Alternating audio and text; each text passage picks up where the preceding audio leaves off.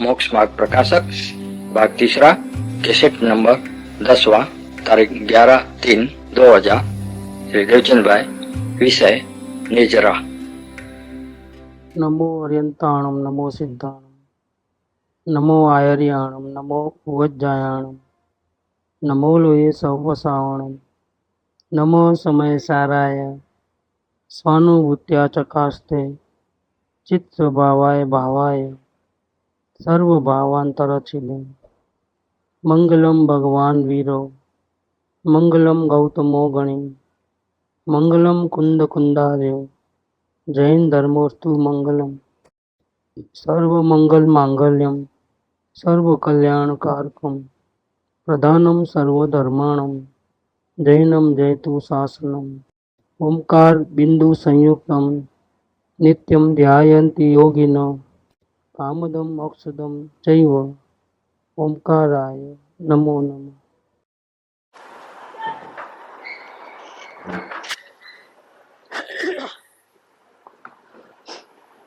पंडित प्रवर तोलमल जी कृत मोक्ष मार्ग प्रकाशक उसका तीसरा अध्याय। इसमें संसार दुख और उसका मूल कारण, इस विषय पर पंडित जी ने अपने अनुभव से बताया है कि जीव अपने मोह दर्शन मोह आदि मिथ्या दर्शन मिथ्या ज्ञान मिथ्या चारित्र के कारण दुखी होता है और झूठी प्रवृत्ति करता है और अधिक दुखी होता है।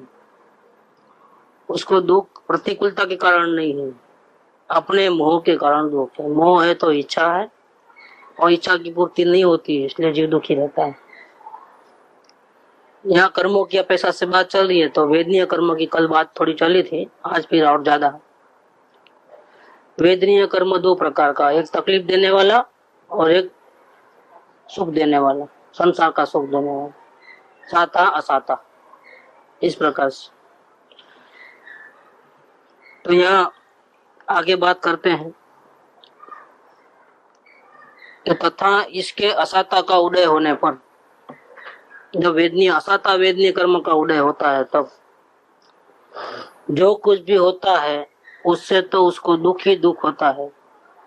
इसीलिए वो दुख को दूर करने का उपाय करता है। और साता का उदय होता है तब जो कुछ भी होता है वो उसको सुख रूप भाषित होता है, इसीलिए उसे रखने का उपाय करता है, टिकाने का। लेकिन दोनों उपाय झूठे हैं, अपने हाथ की बाजी नहीं है, क्योंकि संयोग हमारे हाथ में नहीं है। प्रतिकूल हो या अनुकूल हो, हमारे हाथ में संयोग नहीं है। हम किसी का कुछ आगे पीछे नहीं कर सकते। प्रथम तो इसके उपाय के अधीन नहीं है, वेदनीय कर्मों के उदय के अधीन है। जो कुछ भी घटनाएं घटी है, सुख रूप या दुख रूप, वो इसके उपाय के अधीन नहीं है। वो उपाय सही करे तो भी मार खावे और गलत उपाय करे तो भी सुखी हो जाए। देखते हैं जगत में पापी लोग मौज करते हैं। क्यों मौज करते हैं? पाप करते हैं तो दुखी होना चाहिए, और धर्म करने वाले पूजा भक्ति करने वाले वो दुखी है, वो सुखी होने चाहिए। नहीं, संयोग की अनुकूलता और प्रतिकूलता और जीव के पुरुषार्थ के अधीन नहीं है, वो वेदनीय कर्म के अधीन।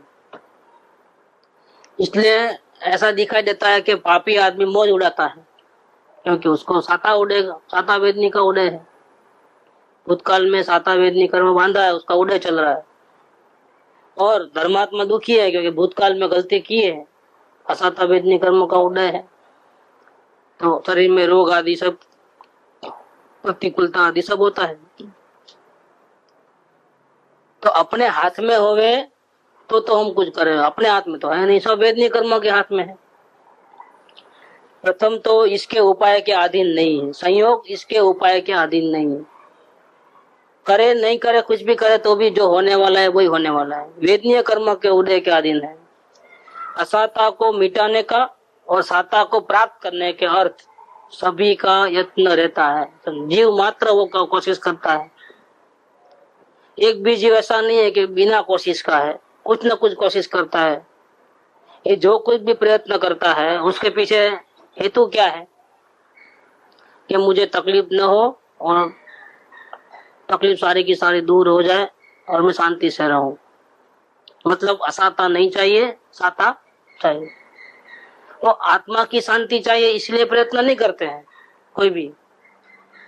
हमेशा के लिए झंझट से छूट जाऊं ऐसा प्रयत्न नहीं है उनका। उनका प्रयत्न वर्तमान में संयोग अनुकूल नहीं है, और संयोग प्रतिकूल न होवे और अनुकूल होवे, ठीक ठाक होवे, ये प्रयत्न उनका है। उनको शांति, असली शांति नहीं चाहिए आत्मा की, उनको संयोगों की अनुकूलता चाहिए। तो असाता को मिटाने का और साता को प्राप्त करने का अर्थ तो सभी का प्रयत्न रहता है। संसार में जीव जितने भी हैं सब यही प्रयत्न करते हैं, परंतु किसी को थोड़ा प्रयत्न करने पर भी अथवा नहीं करने पर भी इसकी इच्छाएं पूरी हो जाती है, उसको साता होती है, उसको तकलीफ नहीं होती है।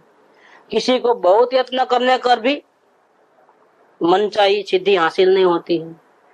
इसीलिए जाना जाता है कि संयोग में हेरा फेरी करने वाला जो उपाय है वो इस जीव के अधीन नहीं है। जीव कुछ नहीं कर सकता, कोई इधर से इधर नहीं रख सकता। तथा कदाचित उपाय भी करे, चलो मैं, और वैसा ही उदय आवे जैसा वो चाहता है वैसा। तो थोड़े काल तक किंचित किसी प्रकार की असाता का कारण मिटे, कुछ समय के लिए शांति मिले, वो भी कितनी किंचित। वो भी बहुत सारी असाता है, उसमें से किसी एक प्रकार में थोड़ी सी शांति मिले, बाकी तो अशांति चालू ही है। पूरी इच्छा तो संभव ही नहीं है पूरी हो। और साता मिले वहां भी मोह के सद्भाव से, जब ऐसा अवसर आता है, अनुकूल परिस्थिति बनती है थोड़ी बहुत, उस वक्त भी मोह नहीं मिटा है, मोह तो चालू है। तो मोह के सद्भाव से उनको भोगने की इच्छा से आकुलित होता है। तो मनचाही चीज मिल गई इसलिए अब वो इच्छा खत्म हो गई, ऐसा नहीं है। उसको भोगने की इच्छा और जागृत हो। इच्छा का नाश होवे तो सुखी हो जाएगा। चलो एक जो चीज नहीं थी वो आ गई, अब इच्छा का नाश हो गया, चलो हो गया सुखी, ऐसा नहीं है। आने के बाद भी उसको बार बार भोगने की आकुलता है, वो दुख का कारण। इसीलिए मनचाही सिद्धि मिलने पर भी कोई सुखी नहीं हुआ है, भोगने की आकुलता तो वहां पर भी है। एक भोग्य वस्तु को भोगने की इच्छा हो, जब तक वो नहीं मिलती तब तक उसकी इच्छा से आकुल होता है, और वो मिली उस समय अन्य को भोगने की इच्छा हो जाती है, तब उससे व्याकुल होता है। मतलब व्याकुलता व्याकुलता व्याकुलता कायम है। जैसे किसी को स्वाद लेने की इच्छा हुई, उसका आस्वाद जिस समय हुआ उसी समय अन्य वस्तु का स्वाद लेने की तथा अन्य इंद्रियों को भोगने की, स्पर्शन आदि की इच्छा उत्पन्न हो जाती है। तो आखिर वो दुखी का दुखी। इच्छा सफल होवे तो सुखी हो गया ऐसा नहीं, वो दुखी का दुखी। अथवा एक ही वस्तु को पहले अन्य प्रकार से भोगने की इच्छा हो,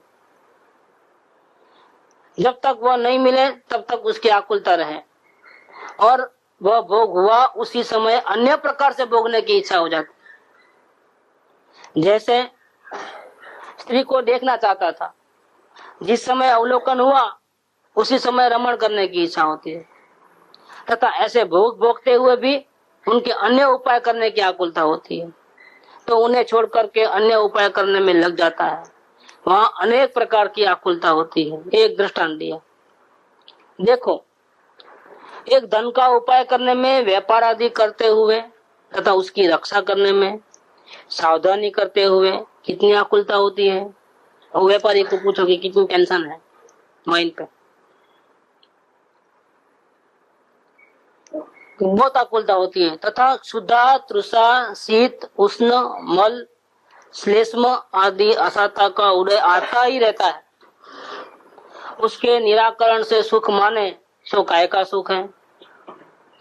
सुख आत्मा का चाहिए तो हमेशा अभी का भी मिल जावे, लेकिन उसको वो चाहिए ही नहीं, उसके उपाय वैसे है ही नहीं, उसको तो अनुकूलता के उपाय हैं पूरे। ये तो रोग का प्रतिकार है। जब तक शुद्धाधिक रहेंगे तब तक उनको मिटाने की इच्छा से आकुलता होती है। वह मिटे तब कोई अन्य इच्छा उत्पन्न हो, उसकी आकुलता होती है। और फिर शुद्धाधिक हो तब उनकी आकुलता हो जाती है। ऐसा कोई हमेशा परमानेंट इलाज नहीं है कि भूख हुई और खाना खा लिया और मिट गया हमेशा के लिए, ऐसा नहीं। वापिस दूसरी इच्छा रहती है, फिर वापिस घूम फिर के वापिस भूख लगती है, वापिस चलता रहता है। इस प्रकार इसके उपाय करते हुए कदाचित असाता मिट करके साता भी हो जाए तो वहां भी आकुलता बनी ही रहती है, इसीलिए दुख ही रहता है।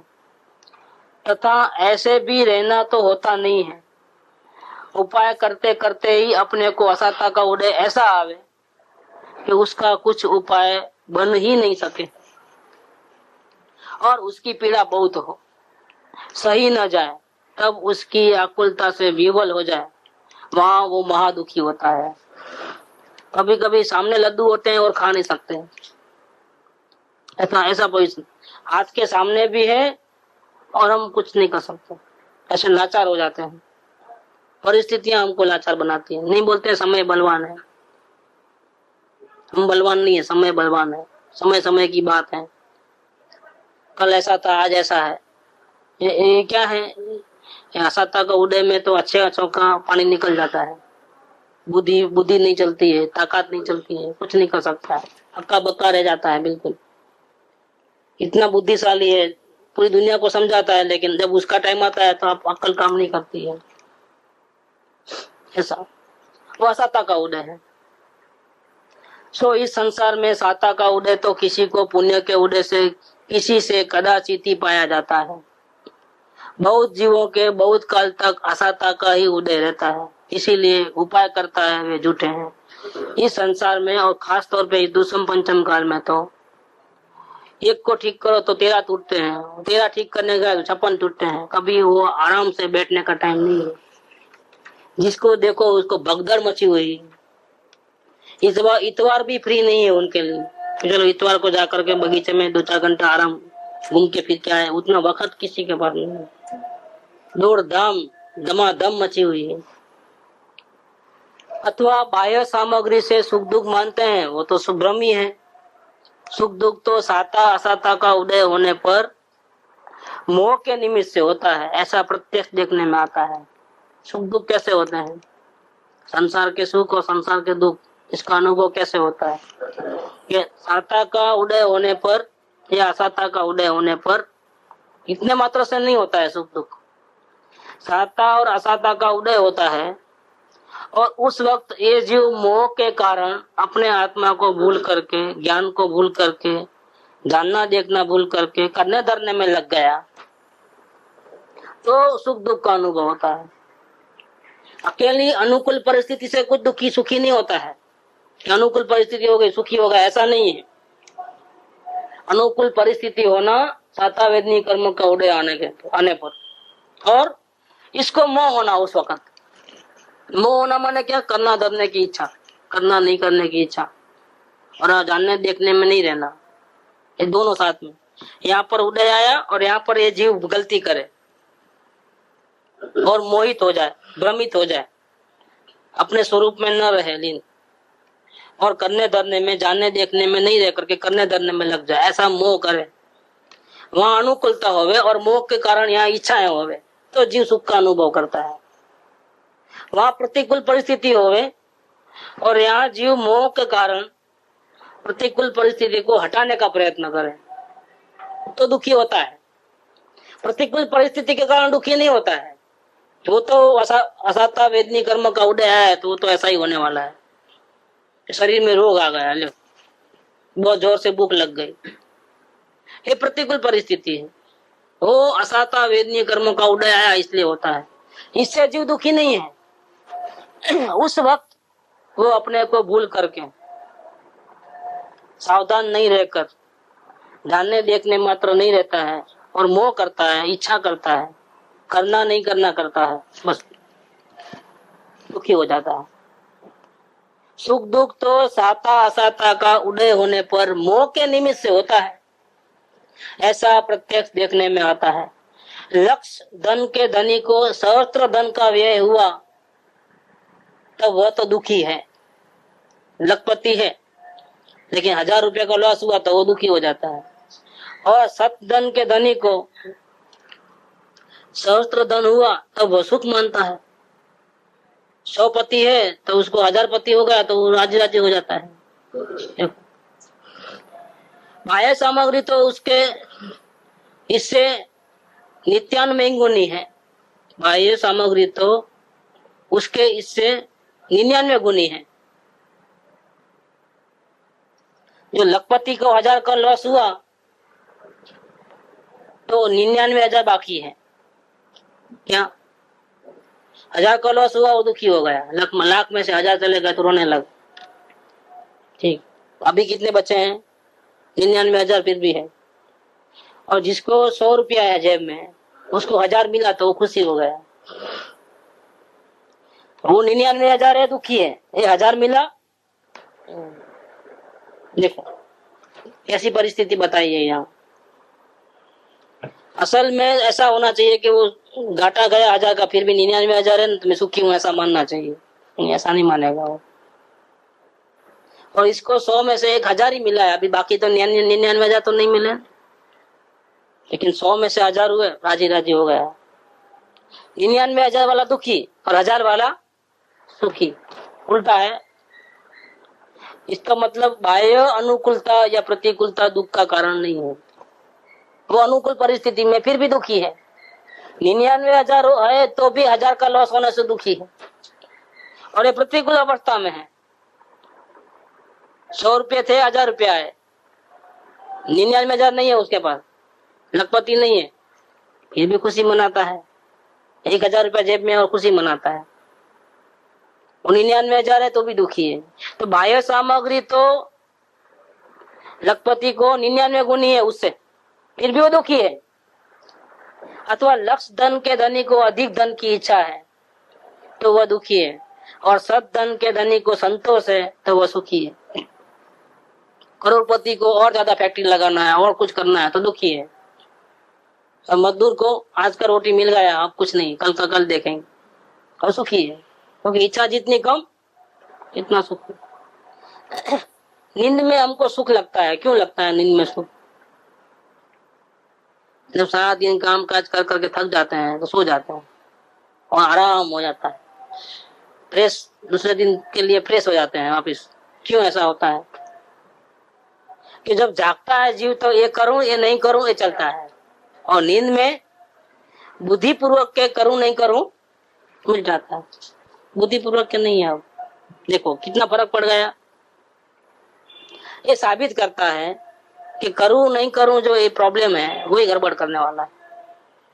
ऐसा करूं ऐसा नहीं करूं, ये करना चाहिए ये नहीं करना, ये जो प्लानिंग चल रही है अंदर माइंड में, और हमेशा भविष्य के बारे में तो हर एक चीज होता है, ये करना है वो करना है। 10-15 काम तो टेबल पे रहते ही, हमेशा लिस्ट में ही रहते हैं कि ये करना है।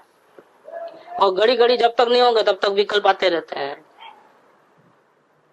विकल्प आने बार बार आने पर भी जो अगर काम नहीं हुआ तो बौखला जाता है, चिड़चिड़ापन हो जाता है, फिर दिमाग कंट्रोल में नहीं है, फिर भागम दौड़ी फास्ट हो जाता है स्क्रू, फिर उधर जाऊं ऐसा करूं एकदम हेवी टेंशन में आ जाता है। अगर बार बार विचार करने पर भी अगर वो कार्य नहीं होगा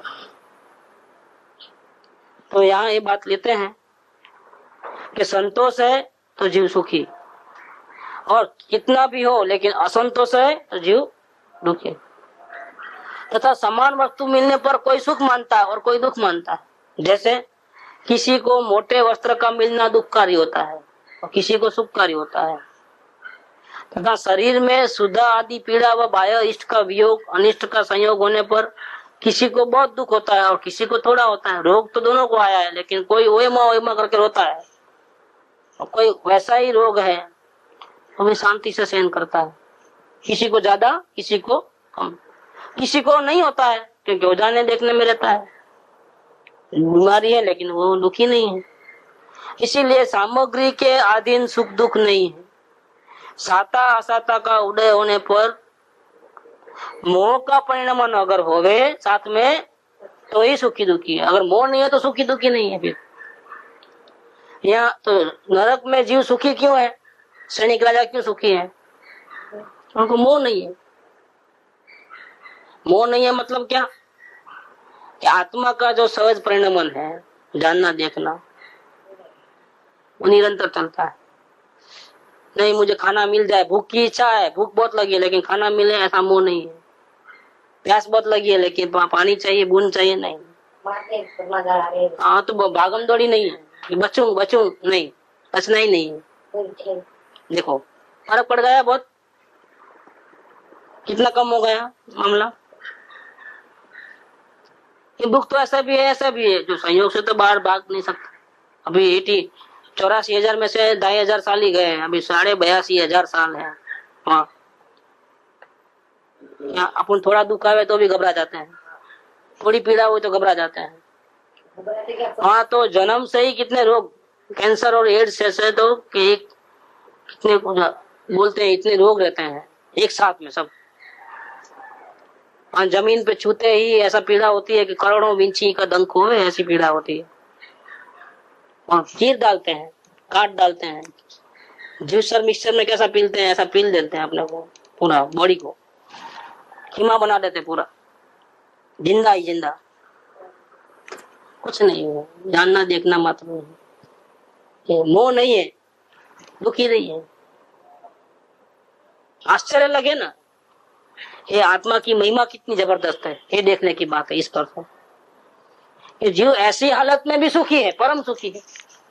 क्यों? प्रतिकार नहीं है, कुछ करना डरना नहीं है। करना डरना हो तो दुखी, मोह हो तो दुखी। प्रतिकूल परिस्थिति दुखी नहीं, दुख का कारण ही नहीं है, ये बात बताना चाहते हैं। वेदनीय कर्म दुख का कारण नहीं है, उस टाइम में सुख दुख के सामग्री मिल जाती है। साता असाता का उदय होता है तब उसके अनुकूल या प्रतिकूल परिस्थिति बन जाती है। जब असाता का उदय होता है तो भूख प्यास रोग आदि होता है, ठंडी बहुत लगती है या गर्मी बहुत लगती है, या दुश्मन सामने आ जाते हैं, या कोई ना कोई रोकने वाला हो जाता है, हमारी इच्छा के अनुकूल काम नहीं कर सकते, ये सब परिस्थिति बनती है। लेकिन वो दुख का कारण नहीं है। दुख का कारण क्या है?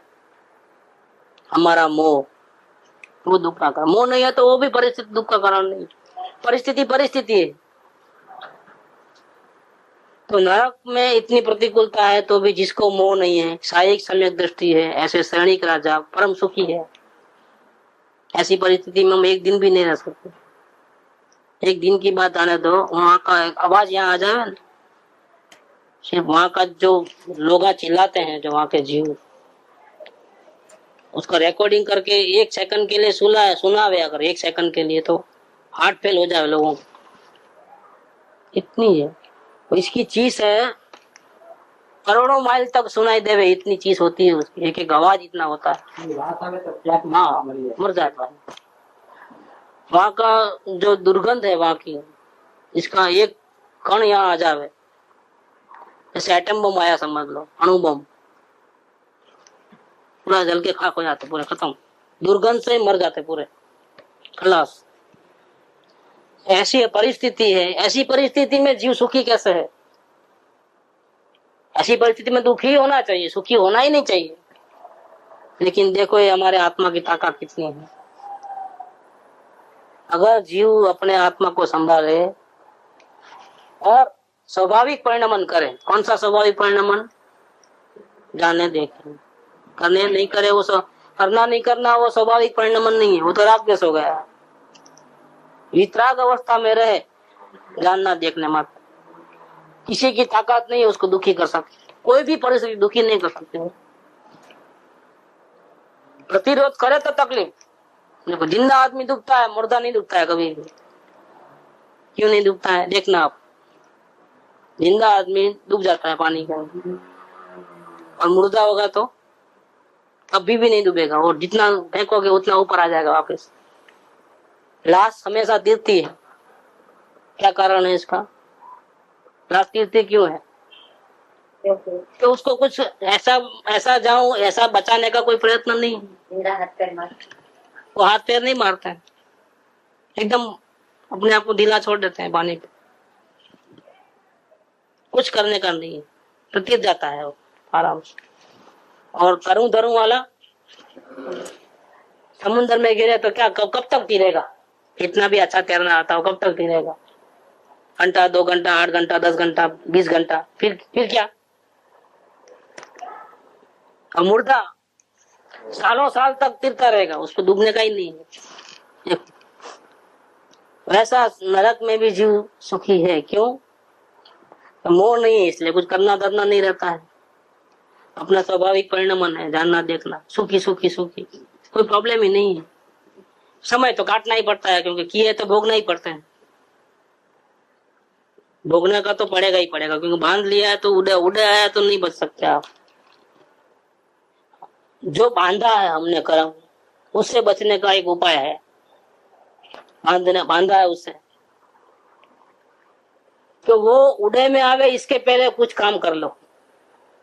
क्या? वो उड़े में आवे इसके पहले आत्मज्ञान कर लो, वो उड़े में आने इसके पहले आत्मलीनता कर लो। क्या? तो जो बांधे हैं कर्म वो भी भोगने नहीं पड़ेंगे, क्योंकि आत्मा में जो लीनता है अंदर में रहने की, उसके कारण इतना ताकत पैदा होती है आत्मा की। तो जितने कर्म पूर्व भूतकाल में अनंत काल में बांधे हैं कर्म, वो बिना भोगे खत्म हो जाते हैं, निद्रा हो जाती है। बिना भोगे मतलब क्या? वो उसको असर नहीं करता है, बिना भोगे का मतलब ये। दूसरा, बिना भोगे का मतलब क्या? कई भवों तक भोगना पड़े ऐसा कर्म, टाइम शॉर्ट हो जाता है। इसको अपकर्षण निष्कर्षण ऐसा कहते हैं। अपकर्षण हो जाते हैं, हाँ। उत्कर्षण माने बढ़ जाते हैं, अपकर्षण माने जैसा रुई होती हो तो दबा दो तो इतना हो गया ना, इतना बड़ा रुमाल है, लेकिन घड़ी कर लो तो कितना हो गया, फटाक, ऐसा हो जाता है। लेकिन शर्त एक है। क्या शर्त है? वो उड़े में आने के पहले करना। मतलब आग लगने के बाद कुआं खोदे आत्मा में, ऐसा नहीं। पहले आत्मा का दर्शन कर लो, पहले से बिल्कुल तैयार रहो, फिर आने दो, तो फिर आप बहुत अल्प समय में छुटकारा हो जाता है। जैसे कृपावड़ी की मिसाल है, आत्मज्ञान कर लिया, बाद में अनंत भाव को समझ में नहीं आता है, अभी भी अनंत भाव है। क्यों? कौन जिम्मेदार है? कौन जिम्मेदार है? स्वयं जिम्मेदार है। क्यों जिम्मेदार है? क्योंकि इसके हाथ में एक मौका मिला। पहले तो मालूम नहीं था क्या करना, अब मालूम पड़ गया कि हमको क्या करना चाहिए। मालूम पड़ने के बाद भी अगर ये जीव पूर्व तैयारी नहीं करता है, कर्म तो बहुत बांध के आया है अनंत भाव में, बहुत ढेर सारे, इसको चुकता करने में अनंत भाव लगेंगे। क्या अगर कोरा चले गया ये जीव आत्मज्ञान के बिना, तो जितने कर्म बांधे हैं पोटले अभी उड़े में नहीं आए हैं, उड़े में आने का बाकी है। वो उसको पूरा क्लियर करने के लिए कितना टाइम लगे? अगर समझो नया नहीं बांधे और क्लियर करे, लेकिन आत्मज्ञान नहीं है, तो कितना हो जाए टाइम? अनंत भाव करने पड़े। और अब आत्मज्ञान हो सकता है, उतना प्रयत्न करने पर 6 महीने के अंदर लाइन क्लियर हो सकती है, वो बल आ जाता है, वो विद्या सीख लेते हैं। इसके बाद मैक्सिमम इस काल में गुरुदेव का कहना है कि 4-5 भाव से ज्यादा नहीं होता है। अगर पंचम काल में किसी को आत्मज्ञान हुआ तो मैक्सिमम लिमिट भले 15 की है, लेकिन ये 5 भाव में ही छूटा रहा समझ मोस्टली, क्योंकि बहुत पुरुषार्थ होता है। तूफान में जो तैर गया वो फिर आराम में तो आसानी से तैर रहेगा, उसका कोई ऐसा है। पंचम काल में इतने संयोग विपरीत है, फिर भी आत्मज्ञान कर लिया तो इसका पावर बहुत ज्यादा है, तो उसका छुटकारा 2-4 भावों में 5 भावों में हो जाता है। तो कहाँ अनंत भाव और कहाँ 5 भाव? इतना, क्योंकि इतने अंध कर्म जो बांधे हैं भूतकाल में, इसको कम करने का तरीका वो आत्मज्ञान वो उसने हासिल कर लिया बिना भोगे निद्रा करने का, या कम समय में निद्रा हो जावे भोग करके, थोड़े में छुटकारा हो जावे। जैसे एक्सीडेंट हुआ बच गए, तो क्या बोलते हैं, ऐसे तो मरने वाला ही था लेकिन थोड़े में चुकता हो गया। नहीं बोलते हैं वो कि बहुत ज्यादा नुकसान होने वाला था लेकिन बच गए। एक पीड़ा गई, क्या एक खराब टाइम हमारे ऊपर था वो गुजर गया।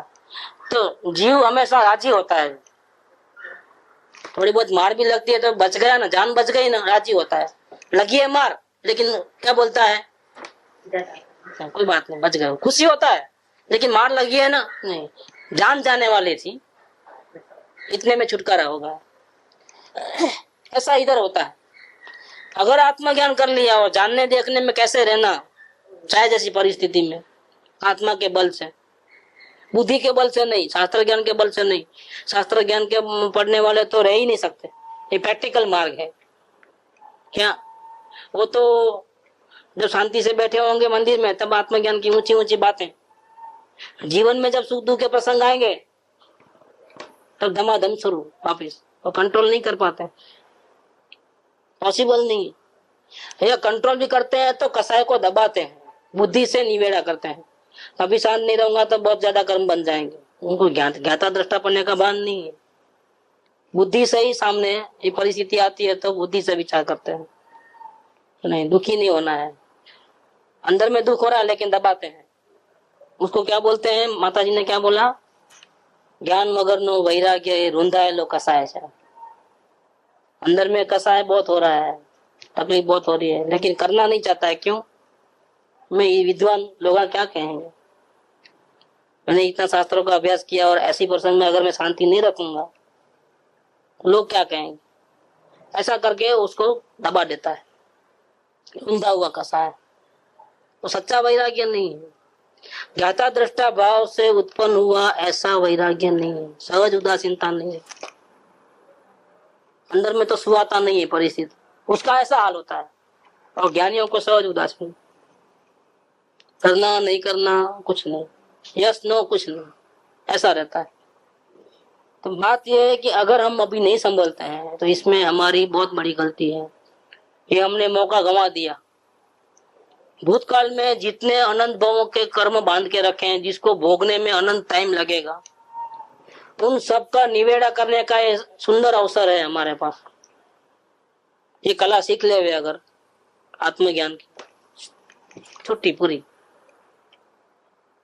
क्योंकि कर्म उदय में आवे इसके पहले हम इतने तैयार हो गए, इतने ताकत वाले हो गए कि अब चाहे जैसी परिस्थिति में भी हमको कोई प्रॉब्लम होने वाला नहीं है।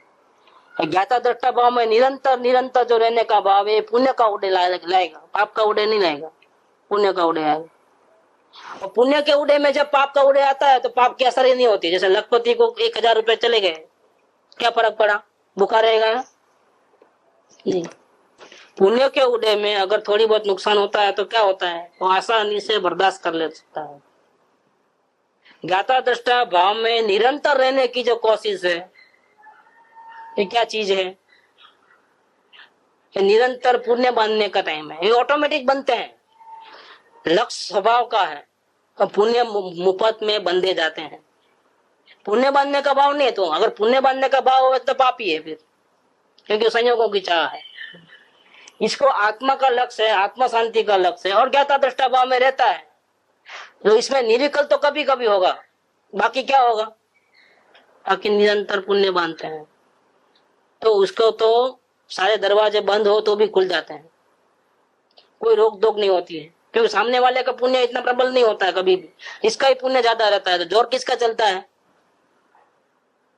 सब कुछ है पापियों के पास। कौरवों के पास कितनी सेना थी, संख्या कितनी थी, लेकिन पाप का उदय था। यहाँ सिर्फ 5 पांडव थे लेकिन पुण्य का उदय था, 5 ही काफी है। वैसा होता है, संख्या ज्यादा है और उनका जोर ज्यादा है इसलिए वो हावी हो जाएंगे, ऐसा नहीं है। जिसका पुण्य बलवान है वो हावी हो जाता है। बाहर में तो ऐसा चलता है, लेकिन ये पुण्य बंधे कैसे गए, आत्मा की आराधना करते करते सहज मात्र से बंधे गए पुण्य, उसकी ताकत बहुत जबरदस्त होती है। हम दान दे रहे और पुण्य बंधे, उसकी ताकत इतनी नहीं है। लेकिन आत्मा की आराधना करने निकले और ऑटोमेटिक बंधे गए पुण्य, उसकी जो ताकत रहती है वो एक्स्ट्रा ऑर्डिनरी। वो हमेशा आपको सत्संग से कभी भी वियोग नहीं होगा, सत्संग निरंतर मिलेगा, क्योंकि वो पुण्य ऐसा काम में आता है। और सत्संग आपको जब निरंतर मिलता है तो बाकी का काम तो बस सर्व सिद्धि मिल जाती है। जिसका सत्संग निरंतर है उसको तो कोई भी प्रॉब्लम आता ही नहीं है। जो भी प्रॉब्लम आता है सत्संग में रखने से अपने आप दूर हो जाते हैं, अपने आप ऑटोमेटिकली अरेंजमेंट बहुत अच्छा हो जाता है। तो इधर ये बात करते हैं इधर कि किसी को मोटे वस्त्र का मिलना दुखकारी होता है, किसी को सुखकारी होता है। शरीर में क्षुधा आदि पीड़ा व बाह्य इष्ट का वियोग अनिष्ट का संयोग होने पर किसी को बहुत दुख होता है, किसी को थोड़ा दुख होता है और किसी को बिल्कुल नहीं होता है। ज्ञानी को बिल्कुल नहीं होता है दुख। इसीलिए सामग्री के अधीन सुख दुख नहीं है। साता और असाता का उदय आवे तब ये जीव अपने स्वभाव को भूल करके मोह के कारण इच्छाएं और अपेक्षाएं रखे तो जीव सुखी दुखी अपने आप को अनुभव करता है। साता असाता का उदय आवे लेकिन इसको इच्छा खत्म हो गई है, कुछ भी नहीं होगा। और इच्छा खत्म हो गई तो उसके पास किसकी इच्छा खत्म हो गई? जिसके पास ज्ञान है उसको इच्छा नहीं है। जिसको परमात्मा मिला है उसको इच्छा नहीं है, जिसको परमात्मा नहीं मिला है उसको इच्छा है। कि परमात्मा के साक्षात्कार का कितना बड़ा फायदा है वो देखना है। कौन सा परमात्मा? ब्रह्मा विष्णु महेश, महावीर स्वामी, ऋषभदेव भगवान, वो परमात्मा नहीं। कौन परमात्मा मिले तो? क्योंकि वो महावीर स्वामी तो मिलने वाला ही नहीं है। मिलने वाले हैं उनको तो याद करो, बस इतना ही। रोज एक भगवान मिल सकते हैं, रोज हर वक्त हर पल कौन से भगवान मिलते हैं? ये अपना भगवान अपने को मिल सकता है और वही सुख का कारण है, सुख का दाता, वही कल्पवृक्ष, वही चिंतामणि, सब जो कुछ है वही है, वही कामधेनु है। अगर ये मिला तो सर्व सिद्धि है और ये नहीं मिला, इसके दर्शन नहीं हुए तो सब जितना पाया सब गया। वो मिटने वाला है, वो हमेशा टिकने वाला संयोग तो संयोग है। ये परमात्मा मिल गया तो कभी साथ छोड़ने वाला नहीं है, और ये परमात्मा नहीं मिला तो फिर जितना भी मिला हो ना, पूरी दुनिया का राज मिल जाए तो भी मतलब नहीं है, क्योंकि एक दिन बिछड़ने वाला है मामला, एक दिन रोने का दिन आने वाला है। तो मोह के परिणमन के निमित्त से ही जीव सुखी दुखी होता है। यहाँ प्रश्न है एक, तो खुद ने उठाया है कि बाह्य सामग्री का तो तुम कहते हो वैसा ही है, परंतु शरीर में तो पीड़ा होने पर दुखी होता ही है और पीड़ा न होने पर सुखी होता है। यह तो शरीर अवस्था ही के अधीन सुख दुख भाषित होता है। दूसरी बात है मैं तो हम छोड़ दो कि कोई कम ज्यादा दुखी होता है, कोई क्या होता है, कोई क्या होता है, लेकिन सब शरीर में पीड़ा आती है तब तो अच्छे अच्छों के आंख में से आंसू निकल जाते हैं। इसका मतलब क्या कि ऐसी परिस्थिति में तो हम शांति से रह ही नहीं सकते। ऐसी परिस्थिति में जीव को दुखी होना ही पड़ता है। इसका मतलब यह हो गया कि शरीर में जब रोग है वो जीव को दुखी करता है। इसका क्या करोगे आप? जहाँ जहाँ जब जब वेदनीय कर्म की बात आती है तब तक शरीर की ज्यादा बातें चलती हैं। दूसरे दूसरे शत्रु मित्र आदि उसकी इतनी चर्चा नहीं होती, इसकी ज्यादा चर्चा होती है। क्यों? कि दूसरे से तो भाग जाता है, चलो कोई दुश्मन आया तो अपने को बात नहीं करना है, मुंह फेर के बैठ गए या दूर चले गए तो अपने आप को बचा भी सकते हैं समझो। लेकिन यहाँ शरीर में जो रोग आया उससे तो बचाना ही नहीं है, बच सकता भी नहीं है। आयुष्य पर्यंत इच्छा हो न हो भोगना ही पड़ता है। अब क्या करोगे? अब वो कैसे सुखी होगा? अब तो दुखी होगा ही होगा। तो प्रश्न यहाँ है कि आप कहते हो कभी दुख होवे कभी नहीं होवे। जरूरी नहीं कि बाहर में प्रतिकूल परिस्थिति हो तो दुखी होना ही पड़े। किसी को ज्यादा दुख होता है, किसी को थोड़ा होता है, किसी को नहीं होता है। लेकिन ये बात अन्य संयोग के बारे में बोले तो ठीक है, क्योंकि अपने से दूर है वो। शरीर में जब दुख रोग आता है, तकलीफ होती है, तब ऐसा नहीं बन सकता है कि वो दुखी न हो। दुख तो होता ही है। इसका मतलब ये होगा कि दूसरे के बारे में नहीं बोलते हम, लेकिन शरीर तो दुख का कारण है और इतना तो आपको मानना पड़ेगा। आपका जो रूल्स है, जो कौन सा रूल है कि आत्मा अपने मोह के कारण दुखी होता है, कोई दुखी करता नहीं है। इसमें शरीर को बाजू रख दो, शरीर उसमें नहीं आता है, शरीर तो दुखी करता ही है। क्या क्योंकि जब रोग आता है या भूख प्यास लगती है तो भोगना ही पड़ता है। तो आपका रूल्स जो है वो ठीक नहीं है। बाकी सबके लिए हम मानने को तैयार है, लेकिन शरीर की अवस्था के बारे में मानने को तैयार नहीं है। इसका समाधान करो पहले आप। यहाँ आपकी बात झूठी लगती है, बाकी सब जगह बराबर है। इसका समाधान, आत्मा का तो ज्ञान इंद्रिय अधीन है। संसार अवस्था में जब तक केवल ज्ञान नहीं होवे तब तक आत्मा जानने देखने का जो काम करता है बाह्य पदार्थों को, वो तो आंख से ही देखना होता है, कान से ही सुनना होता है, वो इंद्रियों के अधीन है। जब जब भी सुनना होगा तो कान का इस्तेमाल करना ही पड़ेगा, जब जब भी देखना होगा तो आंख का इस्तेमाल करना ही पड़ेगा। अभी कैदी अवस्था है। संसार अवस्था माने क्या? जेल खाने में है, जेल खाने में। पूर्व में ऐसे गलत काम किए हैं तो ये सजा मिली है कि इसको शरीर के अंदर कैद रहना पड़ता है। और ऐसे तो अंदर में अनंत शक्ति है, केवल ज्ञान लेने की ताकत है, लेकिन अभी वो जेल के अंदर है तो जानने का काम भी लिमिटेड हो गया है। ज्यादा नहीं जान सकेगा, कम जानेगा। वो भी देखना है तो इसके द्वारा, कहाँ सुनना है तो इसके द्वारा, पूरे क्षेत्र में से नहीं जानना, देखना सुनना होता है। ऐसी हमारी कैदी अवस्था है। हम अपनी मर्जी से बाहर खाना पीना कुछ नहीं कर सकते, मर्जी से सो भी नहीं सकते, काम नहीं करना ऐसा भी नहीं, पत्थर फोड़ना ही पड़ेगा क्योंकि कैदी अवस्था है।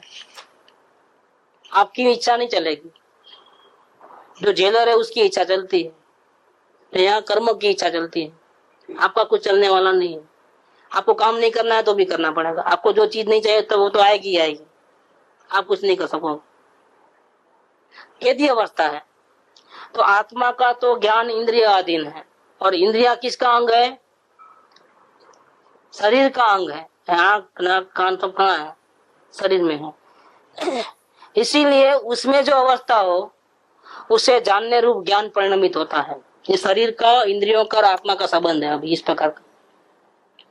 उसके साथ ही अगर मोह भाव हो, उससे शरीर की अवस्था द्वारा सुख दुख विशेष जाना जाता है, क्योंकि शरीर में मोह रहता है। शरीर जब साथ में है और अज्ञान अवस्था है तो ज्यादा इफेक्ट गिरती है। दूसरे पदार्थों से इतना इफेक्ट नहीं है जितना शरीर का इफेक्ट पड़ता है, क्योंकि नियरेस्ट है और उसमें कैद है इस वक्त। और ज्ञानावरण आदि जो कर्म है उसके कारण से जानने की सब इंद्रिय अधीन हो गया है। तो जानना इंद्रिय अधीन है तो इंद्रिया शरीर में रहती है, तो जानना शरीर के अधीन हो गया है। कहीं जाना हो 2 कदम तो शरीर को भी साथ में चले तो ही, बाकी शरीर में लकवा हो तो जानने की इच्छा हो तो भी नहीं, बीमार हो तो मंदिर जाना है तो भी, क्योंकि ये साथ नहीं देता है। आपको जाने की इच्छा, लेकिन ये नहीं, इसमें आप कैद हो, अभी पराधीन अवस्था में हो। तथा पुत्र धन आदि से अधिक मोह हो तो अपने शरीर का कष्ट सहे, उसका थोड़ा दुख माने, और उनको दुख होने पर अथवा उनका संयोग मिटने पर बहुत दुख माने। ये पुत्र का अगर ऐसा हो, पुत्र पे ज्यादा मोह हो या पैसे के ऊपर ज्यादा मोह हो तो ये शरीर में कष्ट होता है। कितना भी भूख प्यास तो भी वो नहीं गिनता है। भूखा प्यासा रह करके भी इतना कमाता है, कुछ उसको अच्छा एजुकेशन देना, उसके अच्छे कपड़े, उसकी मुंह मांगी इच्छा पूरी करना, क्योंकि मोह ज्यादा है। लड़के के ऊपर ज्यादा मोह है, उसको दुखी नहीं देख सकता है। वो पप्पा पप्पा बोल करके पूरा काम करा ले, चाहे जितना पैसा खर्चा हो नहीं, उसको राजी रखना है। तो मोह है पुत्र के प्रति। वो नाराज नहीं होना चाहिए, वो दुखी नहीं होना चाहिए, मेरे रहते हुए उसको कुछ तकलीफ नहीं होनी चाहिए। तो क्या होता है देखना आप, उसकी इच्छा को पूरी करने के लिए विटामिन चाहिए, और विटामिन चाहिए तो मुफ्त थोड़ा आता है। बहुत तकलीफ, बहुत आकुलता, बहुत भूखा प्यासा रह करके भी ज्यादा कमाना पड़ता है, मेहनत। सुख धाम अनंत सुसंत चही, दिन रात रहे तद ध्यान मही। प्रशांति अनंत सुधामय जे, प्रणमो पद तेवर तेजयते। प्रणमो पद ते ते प्रणमो पद ते वरते जय